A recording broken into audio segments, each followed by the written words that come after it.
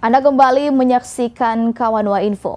Pemirsa, Ketua KPU Kota Mobagu Mishart Manopo menghargai sikap parpol dalam menanggapi hasil pleno tingkat Kota Mobagu.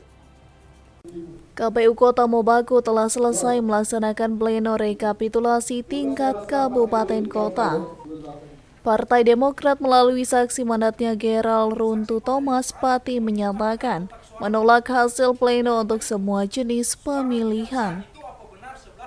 Atas ditolak hasil pleno rekapitulasi ini oleh saksi mandat Partai Demokrat, Ketua KPU Kota Mobagu Mishart Manopo mengatakan, permasalahan yang diungkapkan saksi Demokrat sudah selesai di tingkat PPK.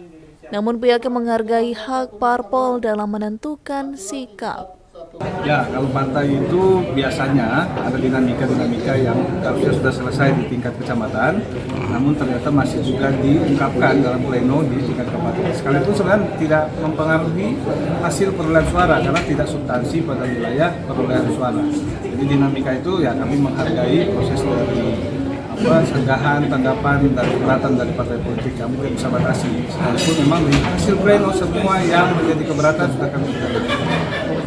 Diketahui penolakan hasil pleno oleh saksi Partai Demokrat didasari adanya sejumlah temuan, yaitu adanya pergeseran kotak suara tanpa sepengetahuan saksi, serta ditolaknya pembukaan kotak oleh PPK untuk membuktikan selisih satu suara yang sah yang dijadikan tidak sah di salah satu TPS karena tidak ada rekomendasi Panwascam. Tim Liputan Kawanua TV.